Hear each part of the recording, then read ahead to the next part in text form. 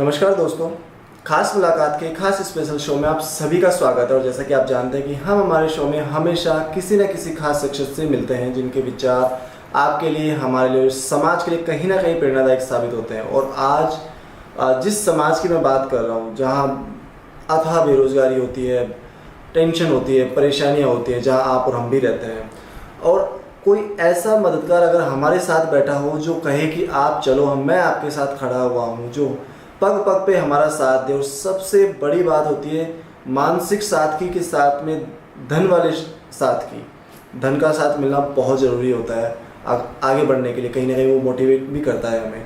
और वो धन हमें शिक्षा के साथ हमें रोज़गार भी दिलाए, तो इससे बड़ी बात कोई और नहीं हो सकती। जी हाँ, आज हमारे साथ हैं मिस्टर प्रशांत पॉल, जो कि प्योर इंडिया ट्रस्ट के नाम से एनजीओ अपना रन करते हैं। पूरे भारतवर्ष में ये कार्य करते हैं। और सबसे बड़ी बात, स्कूली क्षेत्र में, सामाजिक क्षेत्र में और व्यावसायिक क्षेत्र में हर तरह से ये आपके और हमारे साथ खड़े हुए हैं। सर, स्वागत करना चाहूँगा आपका हमारे शो में। और बेसिकली सर, आपसे मिलकर वाकई मुझे बहुत अच्छा भी लग रहा है आज, क्योंकि कहीं ना कहीं कहता है कि रोज़गार सरकार तो अपनी लेवल पे देती है, प्राइवेट कंपनी अपने लेवल पर देती हैं, और कहीं ना कोई व्यक्ति अपने बिजनेस के हिसाब से अपना रोजगार देखता है। बट इंडिया में बहुत से ऐसे लोग हैं, बहुत ज़्यादा ऐसी जनसंख्या है जो बेरोजगार बैठी हुई है, डायरेक्ट और इनडायरेक्ट वे के अंदर। कई बार हम देखते हैं कि बेरोजगारी की स्थिति में हम घर बैठे हुए होते हैं। मिडिल क्लास काफ़ी लोग होते हैं जो अपना दुख कहीं शेयर नहीं कर पाते हैं कि यार हम क्या रोजगार प्राप्त करें। किसी को बोलेंगे तो वो सोचेगा यार हमारा तो व्यवहार ही खराब हो गया। बट आपको देखकर, जैसे कि आप, मुझे पता चला आपके बारे में कि आप डायरेक्ट वे में हम उनको रोज़गार प्रोवाइड कराते हैं। तो सर, सबसे पहले मैं यहाँ जानना चाहूँगा कि जो रोज़गार देने का आपका तरीका है, वो जो राइट पर्सन है उस तक आप कैसे पहुँचते हैं? बिल्कुल ठीक है, थैंक यू मित्तल जी। काफ़ी इंटरेस्टिंग काम है आपका भी, और हम लोग काफ़ी जगह काम कर रहे हैं। तो मुझे काफ़ी खुशी होगी कि आपके माध्यम से ये मैसेज ज़्यादातर लोगों को पहुंचेगा। हमारा काम बहुत ही साधारण सा है, अगर मैं आपको बताना चाहता हूं। और साधारण का मतलब हमने इसको बहुत सिंप्लीफाइड रखा है। और हम लोग शिक्षा से रोजगार तक हमारी थीम है। तो ऐसी शिक्षा जो रोजगार की तरफ लेकर जाती है, वो हमारा एजुकेशन या हमारा जो ऑब्जेक्टिव है, मैं आपको बोलता हूँ। तो पहले मैं आपको बताता हूँ कि किस तरह से हम रोजगार देते हैं।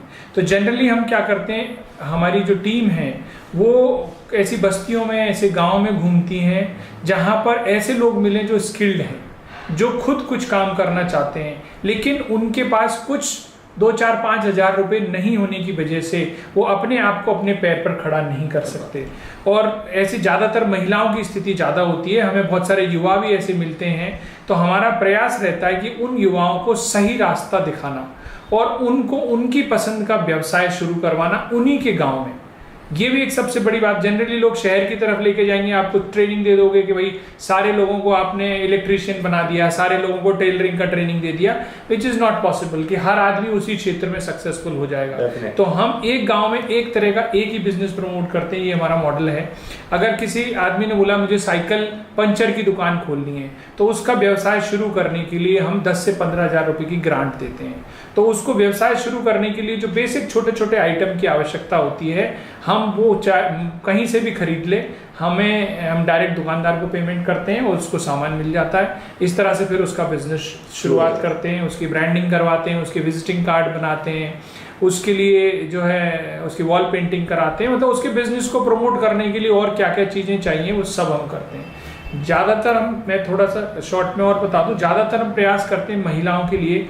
ब्यूटी पार्लर का बिजनेस हो गया, सिलाई का बिजनेस हो गया, सब्जी की दुकान हो गई, किसी का टिफ़िन सेंटर हो गया, किसी को कॉस्मेटिक की दुकान खोलनी है, किसी को चाय का ठेला खोलना है, कुछ भी काम करना है। तो इस तरह से उनके व्यवसाय को शुरू करने के लिए उनको जो भी मदद चाहिए वो हम करते हैं, और इस तरह से उनका बिजनेस हम मेंटरिंग करते हैं साल भर तक। ये बहुत बड़ी बात है कि आपको डायरेक्ट बिजनेस आपका ओपन करवाया जा रहा है। जिस भी फील्ड में आप इंटरेस्ट रखते हैं, जिस फील्ड में आप स्किल्ड है, जिस फील्ड की आपकी नॉलेज है, बहुत बड़ी बात होती है। अदरवाइज जैसे कि सर ने भी कहा कि बहुत सारी कंपनीज ऐसी हैं या बहुत सारे व्यक्ति ऐसे हैं जो आपको स्किल्ड करते हैं, ट्रेनिंग प्रोवाइड कराते हैं, बट ट्रेनिंग के बाद में क्या, फिर आप खाली हैं, फिर आपको वही मार्केट में सर्च करना है जॉब के लिए, और वहाँ भी जॉब मिलेगी नहीं मिलेगी कोई गारंटी नहीं होती। लेकिन यहाँ आपको 100% आपकी जॉब मिलती है। Correct. सर एक सबसे बड़ी बात कि जैसे आपने जो प्योर इंडिया ट्रस्ट आपका जो एनजीओ है, इस एनजीओ को आपने जब खड़ा किया, स्टार्टअप जब आपका रहा, तो आई थिंक जो मेरा एक्सपीरियंस रहा है काम करते हुए कि जब हम कोई नई चीज़ स्टार्ट करते हैं तो उसको एक ऊंचाई तक ले जाने के लिए बहुत लंबा स्ट्रगल होता है। बिल्कुल, चाहे वो मेंटली हो, चाहे वो फिजिकली हो, चाहे वो इकोनॉमिकली हो, या कहीं ना कहीं से सपोर्ट लेने की ज़रूरत हो। कई बार ऐसा होता है कि जब हम कुछ नया स्टार्ट करते हैं तो लोग हमें नेगेटिव भी करते हैं, क्या काम स्टार्ट कर दिया आपने, आप अपने जॉब करो अपने आराम से, ये क्यों अलग वे में आप जा रहे हो। तो क्या इन चीज़ों को आपने भी फेस किया? डेफिनेटली ये जनरली जो इस एज में आकर जो भी स्विच करता है अपने करियर को या चेंज करते हैं, उनके लिए चैलेंज आते ही आते हैं। और मेरे साथ भी इस तरह का दौर आया जब मैं बहुत ही ज़्यादा बोल सकते हैं डिप्रेशन की स्थिति में था, क्योंकि एक ज़माना था जब मैं कंपनी में वाइस प्रेसिडेंट था, 3-4 हज़ार लोगों की टीम को मैं मैनेज करता था, लाखों रुपए की सैलरी मेरे पास हर महीने आती थी, और अचानक मैंने डिसाइड करा कि भैया मुझे नौकरी नहीं करनी है, and this is not the age जब मुझे नौकरी छोड़नी चाहिए।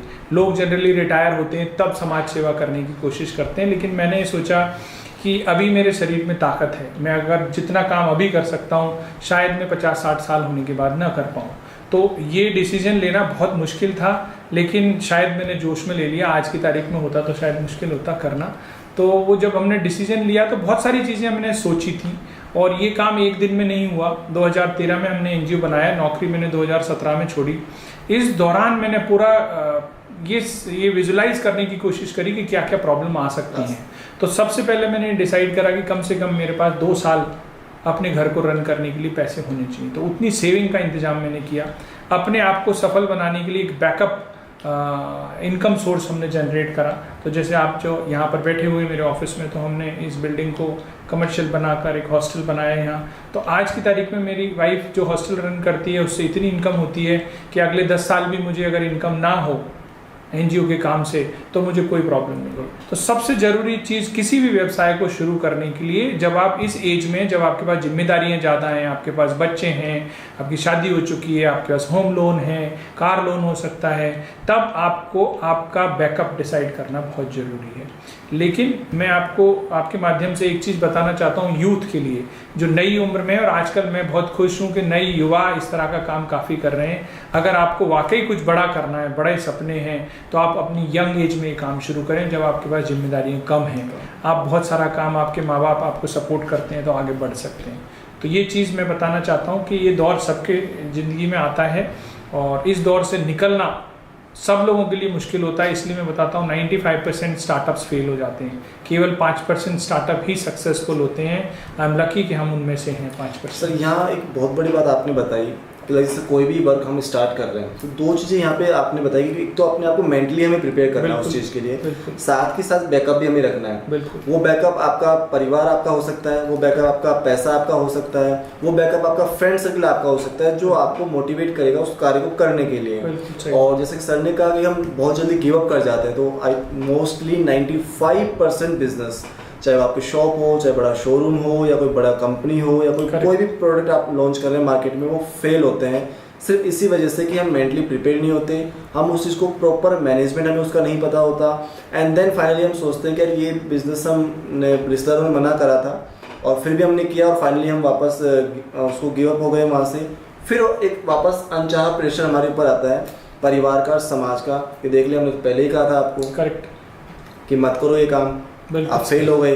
और फिर हम और ज़्यादा प्रेशर में चले जाते हैं कि अब हम किसी को मुंह नहीं दिखा सकते, चाहे वो हमारा परिवार हो, चाहे हमारा समाज हो, या रिश्तेदार हो, और फिर कहीं ना कहीं हम गलत कदम उठाते हैं जो फाइनली डेथ की तरफ वो हमारा कदम होता है। बिल्कुल सही। सर यहाँ पे एक जो बात अभी जिस तक मैंने आपसे रिसेंटली अभी शेयर की, तो ऐसा हमारा जो युवा है वो ऐसा क्या करे कि वो इस कदम की तरफ ना जाए?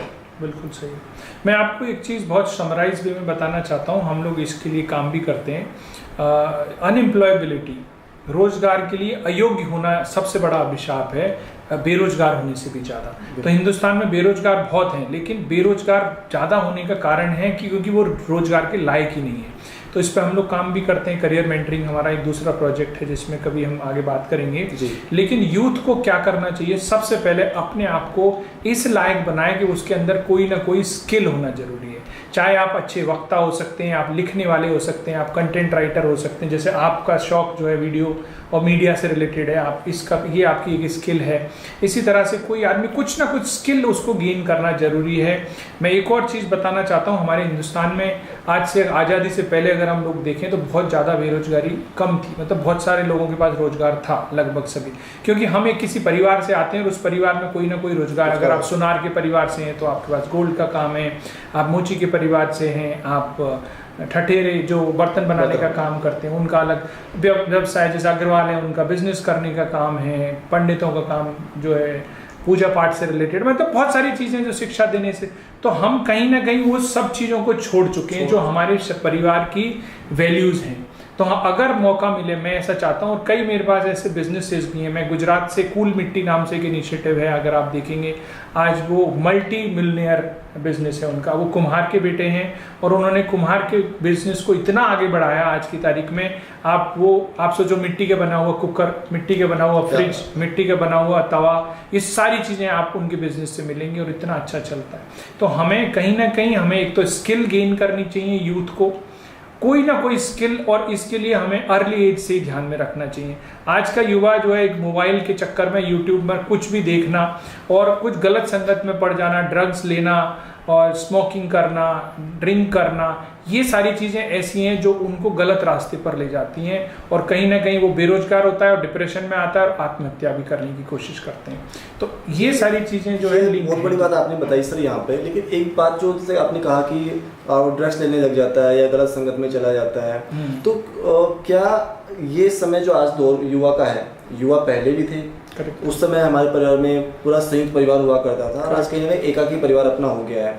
तो क्या जो संयुक्त परिवार का जो ताकत थी, जो एक मेंटली पावर थी कहीं ना कहीं, और एक पॉजिटिव वाइब्स थी वहाँ डांट फटकार वहाँ पर भी होती थी, प्रेशर वहाँ पर भी था, लेकिन वहाँ इस तरह केसेस नहीं थे।